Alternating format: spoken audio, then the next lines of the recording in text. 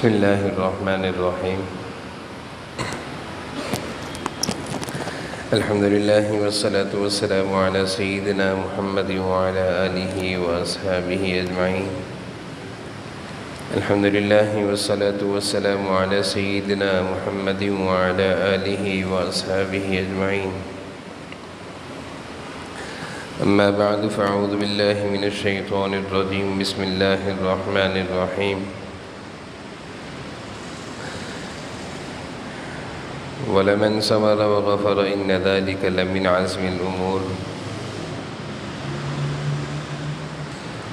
وقال النبي صلى الله عليه وسلم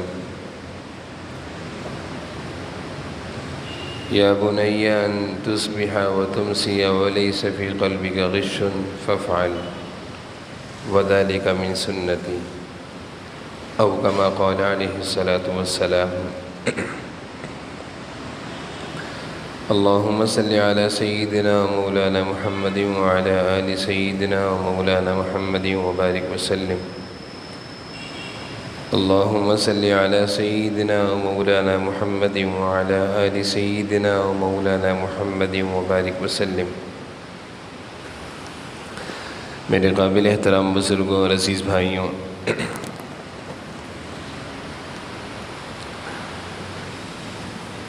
اللہ تعالیٰ نے انسانوں کو دنیا میں پیدا کیا ہے، پیدا کرنے کے بعد اللہ تعالیٰ نے انسانوں کو ذمہ دار بنایا ہے۔ کچھ ذمہ داریاں اور کچھ حقوق اللہ تعالیٰ کے ہیں، اور کچھ ذمہ داریاں اور کچھ حقوق اللہ تعالیٰ کے بندوں کے ہیں۔ اللہ تعالیٰ کے حقوق کو شریعت کی زبان میں حقوق اللہ کہا جاتا ہے، اور اللہ کے بندوں کے جو حقوق ہیں ان کو شریعت کی زبان میں حقوق العباد کہا جاتا ہے۔ دونوں ہی کا تذکرہ، دونوں ہی کی اہمیت قرآن کریم میں بھی ہے، احادیث مبارکہ میں بھی ہے۔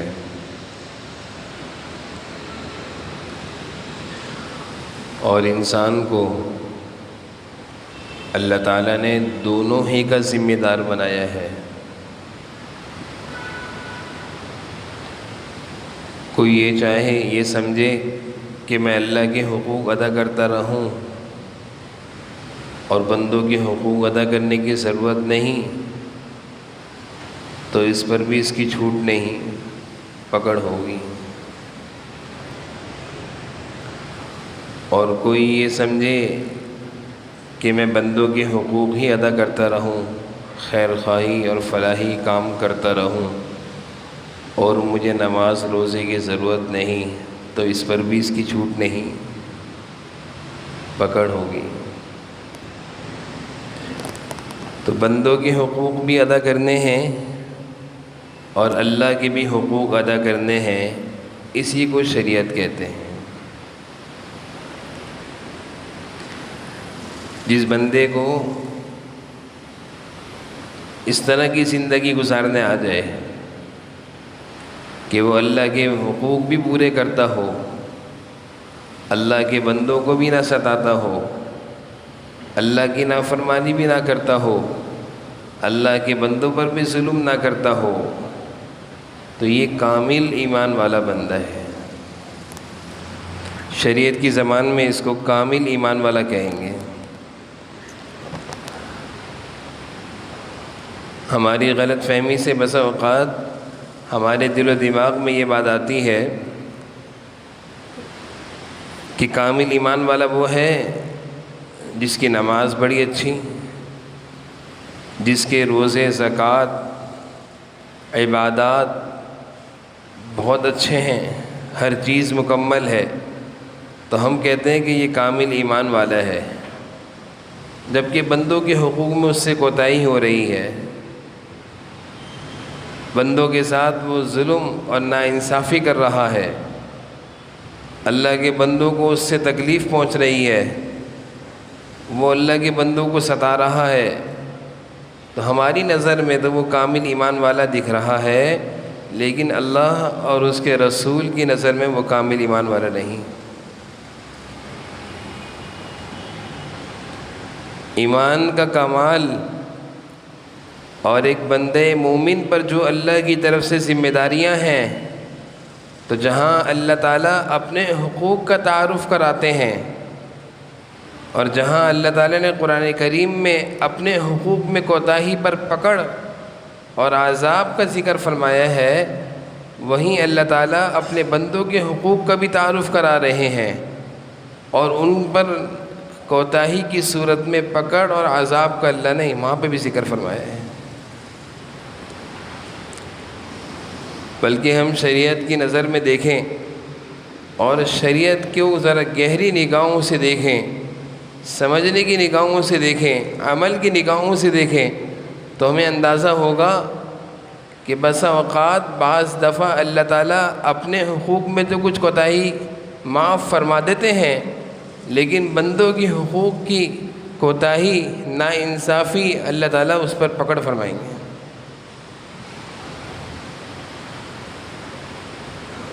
کوئی یہ سمجھ لے کہ میں تو بڑی اچھی نماز پڑھ رہا ہوں،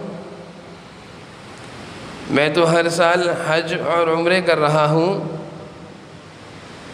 اور میں تو اپنے مال کی خوب زکوٰۃ نکال رہا ہوں اور خوب اچھی قربانی کر رہا ہوں، تو یہ بہت اچھا بندہ ہے، حقوق اللہ میں یہ اہتمام سے عمل کر رہا ہے، لیکن اس کی ذات سے اگر کسی کو تکلیف پہنچ رہی ہے، لوگوں کا مال کھایا ہوا ہے، کسی پر ظلم ہو رہا ہے، اس کی طرف سے ناانصافی ہو رہی ہے، تو اس کی ساری عبادتیں ہو سکتا ہے کہ قبول نہ ہوں۔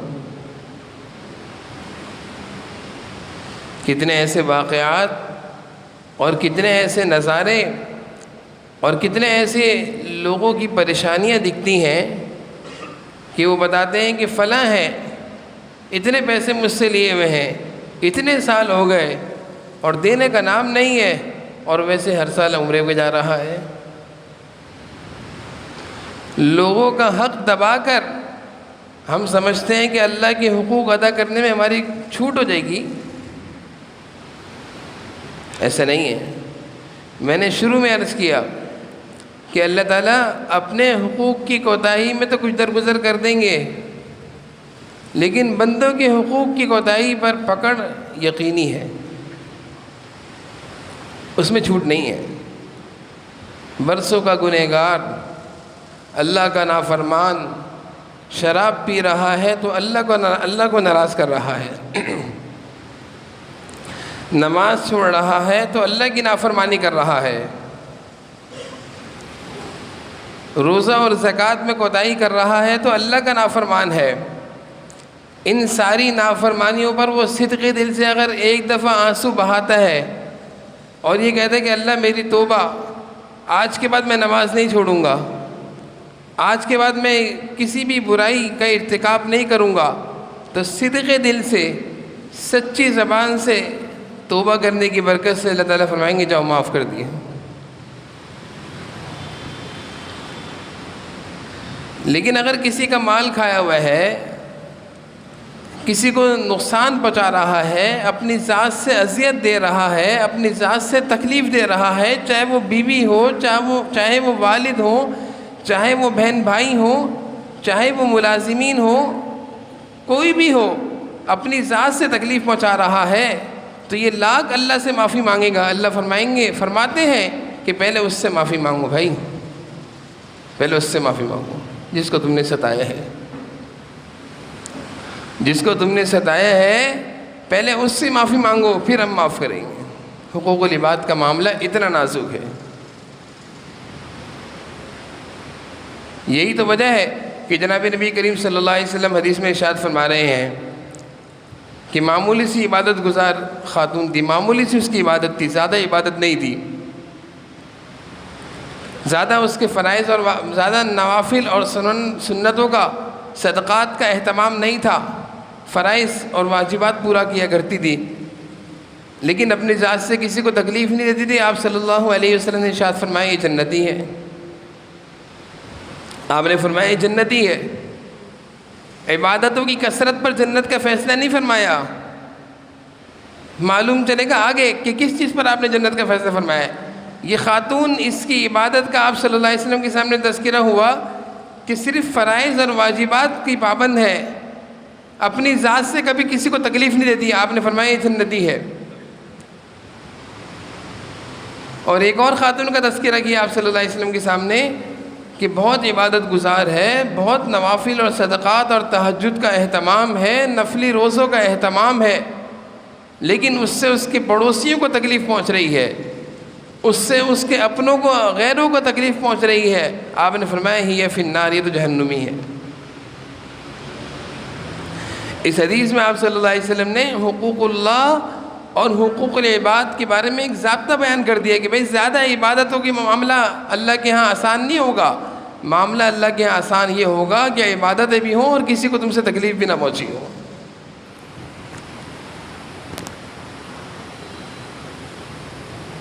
سمجھتے ہم یہ ہیں کہ نماز پڑھ لی اب جو چاہیں کریں, جیسے نماز پڑھنے سے سب کچھ کرنا جائز ہو گیا. نماز پڑھ لی تو جو چاہے کریں, نماز پڑھنے کے بعد سب کچھ کرنا جائز ہو گیا. سمجھتے یہ ہیں کہ پورے سال لوگوں کو تکلیفیں دے رہے ہیں, ان لوگوں کا مال کھا رہے ہیں, مال ناجائز طریقے سے ہڑپ کر رہے ہیں, قبضہ کر کے بیٹھے ہوئے ہیں, وراثتوں پر قبضہ کر کے بیٹھے ہوئے ہیں, قرض لے کر بھول گئے ہیں, دینے کا نام نہیں ہے, اور سمجھ یہ لیے کہ ایک عمرہ کر کے آؤں گا سب معاف کرا کر آ جاؤں گا. ایسے معاف ہوگا؟ اللہ تعالیٰ بندوں کے حقوق میں کوتاہی نہیں, جانوروں تک کے حقوق میں کوتاہی نہیں ہے. اپنے حقوق میں اللہ تعالیٰ نرمی کا معاملہ فرماتے ہیں. جناب نبی کریم صلی اللہ علیہ وسلم اپنے صحابہ کے سامنے واقعہ بیان فرما رہے ہیں کہ بھئی ایک بلی ہے, اس کو ایک عورت نے تکلیف دی, جہنم میں اس کو بلی سے تکلیف عذاب دیا جا رہا ہے. اس پر بلی مسلط ہے, وہ اس کو نوچ رہی ہے, اس کے چہرے کو. صحابہ نے عرض کیا اللہ کے رسول ایسا کیوں ہوا, اس پر بلی کیوں مسلط کی گئی؟ کہا کہ اس عورت نے بلی کو پالا تھا, اس کو باندھ دیا تھا, خود بھی کھانے کو نہیں دیا اور اس کو چھوڑا بھی نہیں, آزاد بھی نہیں کیا, وہ خود کھا لیتی. وہ اسی حالت میں بلی تڑپ تڑپ کے مر گئی. جہنم میں اس پر بلی کو مسلط کر دیا. اللہ کی مخلوق کو ستانے کا عذاب دے گئے. جانوروں کے معاملے میں بھی اللہ نہیں چھوڑ رہے, انسانوں کے معاملے میں کیسے چھوڑیں گے اللہ؟ تو بھائی سب سے زیادہ کامل ایمان اور قابل قدر انسان وہ ہے جس کی ذات سے کسی کو تکلیف نہ پہنچے. حضرت مولانا شاہ اشرف علی تھانوی رحمۃ اللہ علیہ, حضرت کی خانقاہ تھی ہندوستان میں. حضرت کی خانقاہ میں جب کوئی آیا کرتا تھا تو حضرت فرماتے تھے بھائی عبادت گزار بننا ہے یا انسان بننا ہے؟ تو بہت سارے لوگ یہ جذبہ لے کر آتے ہیں میں چاہتا ہوں میں بہت سارے وظیفے سیکھوں آپ سے, بہت ساری تسبیحات سیکھوں آپ سے. تو حضرت نے فرمایا بھائی دیکھو, اگر تسبیحات اور عبادت اور وظیفے بڑھانے ہیں تو سامنے خانقاہ ہے وہاں چلے جاؤ, اور اگر انسان بننا ہے تو یہاں پہ آؤ, ہم تمہیں انسان بتائیں گے کہ اپنی ذات سے کسی کو تکلیف نہیں دینی. تو حضرت کی خانقاہ میں اصلاح کرانے والوں کے لیے پہلی شرط یہ تھی کہ اگر لمبی لمبی تسبیحات اور لمبی لمبی رکعتیں اور نوافل پڑھنا ہو اور بندے خدا کو تم سے تکلیف پہنچ رہی ہو تو بھائی ایسی عبادت اللہ کے یہاں قبول کہاں ہے؟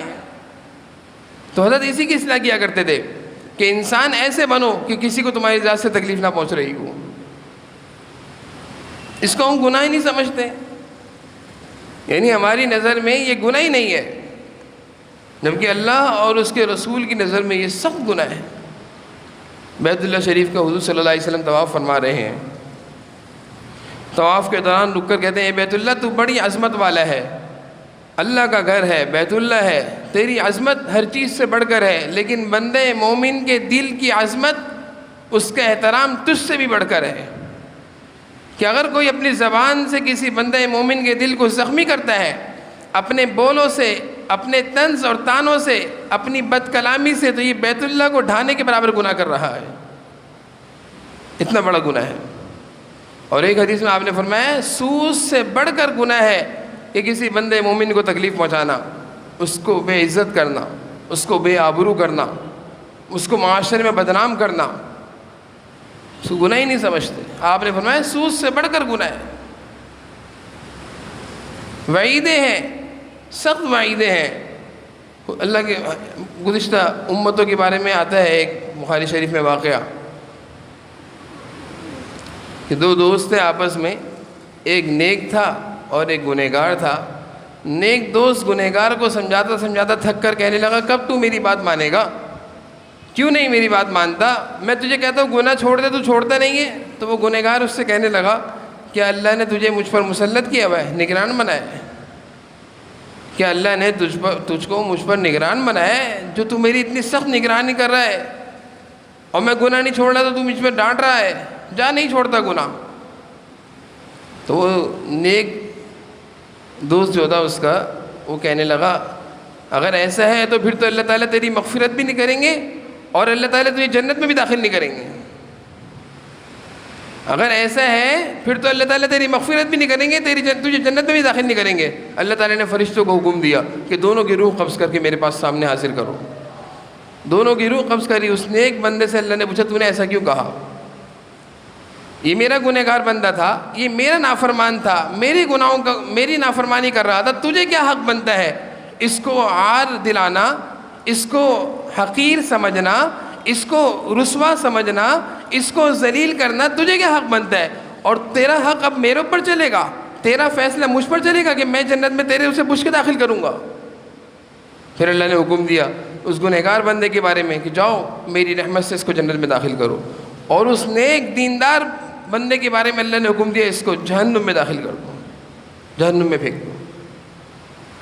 تو اللہ کا کتنا ہی نافرمان بندہ ہو، اللہ کی نافرمانی کرتا ہو، اللہ اس کو معاف کر دیں گے. لیکن اللہ کا کتنا ہی بڑا عبادت گزار بندہ ہو، اللہ کے بندوں کو ستاتا ہو، پکڑ کا خطرہ ہے، پکڑ کا خطرہ ہے. پکڑ ہو سکتی ہے، ہو سکتا ہے ساری عبادتیں کام نہ آئیں، ہو سکتا ہے ساری عبادت رہ جائیں، ہو سکتا ہے نماز روزہ جس پر ہمیں گھمنڈ ہے کہ میں بہت نمازی ہوں مجھے مت ستاؤ. ہوتا یہ ہے کہ اگر کوئی ہم سے بھیڑ جائے، کوئی لڑ جائے اور ہم نماز پڑھ کر آئے ہوں تو ہم کہتے ہیں نماز پڑھ کر آئے ہوں، خیال سے بات کرو بد دعا دے دوں گا.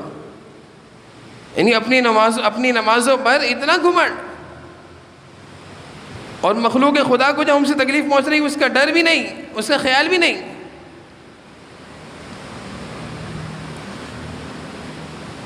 تو یہ بڑا نازک اور پیچیدہ معاملہ ہے، اور جس چیز سے ہم لوگ اکثر لوگ غافل ہیں، اس کا احساس بھی نہیں ہے. اچھے خاصے دیندار ہوں گے، نماز کو آ رہے ہوں گے، لیکن احساس بھی نہیں ہوگا. میں ایک معمولی سی مثال دیتا ہوں، احساس بھی نہیں ہوگا. گاڑی روڈ کے بیچ میں کھڑی کر کے آئیں گے نماز پڑھنے جا رہا ہوں، او بھائی تمہاری نماز سے، تمہاری گاڑی سے کتنے لوگوں کو تکلیف پہنچ رہی ہے. یہ تو میں نے ایک مثال دی ہے.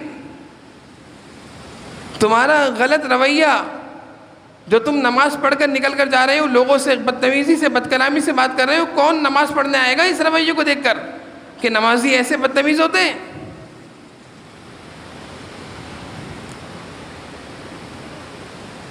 تو اپنی عبادتوں کو بچانا اور اللہ کے دربار میں اس طرح پیش ہونا کہ اپنی عبادتوں پر کچھ ثواب مل جائے. تو اللہ کے بندوں کو مت ستائیں بھائی، اللہ کے بندوں کو مت ستائیں، اللہ کے بندوں کو کسی بھی طرح تکلیف مت پہنچائیں. حضرت مولانا شاہ حکیم محمد اختر صاحب رحمہ اللہ وہ فرمایا کرتے تھے میری زندگی کا تجربہ ہے، حضرت کی زندگی گزری کہ میں نے اپنی زندگی میں دیکھا کہ جن لوگوں نے اپنی بیوی، اللہ کی بندی اپنی بیوی کو ستایا، اذیت دی، مرنے سے قبل اللہ نے ان کو دنیا میں کسی نہ کسی موذی معذوری بیماری میں ڈال دیا. اتنے بڑے اللہ والے اپنی زندگی کا تجربہ بتا رہے ہیں کہ اللہ کی بندی کو ستانے کا میں نے تجربہ دیکھا ہے کہ جس نے اپنی بیوی کو ستایا، مرنے سے پہلے وہ کسی نہ کسی موذی بیماری میں مبتلا ہو گیا. معمولی سمجھتے ہیں، یعنی کسی کو تکلیف پہنچانا ہمارے نزدیک گناہ ہی نہیں رہا. نماز چھوڑنا گناہ ہے، یقینی بات ہے گناہ ہے، اس میں کوئی شک نہیں ہے. حج فرض ہو نہ کرے گناہ ہے، روزہ فرض ہے رمضان کا نہیں رکھتا گناہ ہے، لیکن ان ساری چیزوں میں چھوڑنے سے وہ حقوق اللہ کے حقوق میں کوتاہی کر رہا ہے۔ صدقے دل سے ایک دفعہ بھی اگر کہہ دیا اللہ میری توبہ، اللہ معاف کر دیں گے، لیکن ساری زندگی اگر اللہ کے بندوں کو ستاتا رہا، تکلیفیں دیتا رہا، اپنی زبان سے، اپنے عمل سے، اپنے رویوں سے، اپنوں کو، بہن بھائیوں کو، اپنے بیوی بچوں کو، اپنے ملازمین کو ستاتا رہا، یہ لاکھ نفل پڑھ کر اللہ سے کہے اللہ مجھے معاف کر دیں، اللہ تعالیٰ فرمائیں گے پہلے ان سے آ کے معافی مانگو۔ وہ مشہور حدیث ہے کہ بڑا عبادت گزار ہے، آپ صلی اللہ علیہ وسلم نے ارشاد فرمایا کہ میری امت کا مفلس کون ہے؟ صحابہ نے عرض کیا کہ جس کے پاس مال نہ ہو۔ آپ نے فرمایا نہیں، میری امت کا مفلس وہ ہے جو بہت ساری نیکیاں لے کر آئے گا، نیکیوں کے پہاڑ لے کر آئے گا، صدقات اور نوافل، یہ ساری عبادتیں کر کے وہ پہاڑ لے کر آئے گا، اور جب اللہ کے دربار میں پہنچے گا تو بہت سارے لوگ اس کے پیچھے ہو کے حقوق دار، حقوق وصول کرنے والے۔ کوئی کہے گا اللہ اس نے مجھے ستایا تھا، اللہ کہیں گے دے دو اس کی نیکیوں میں سے۔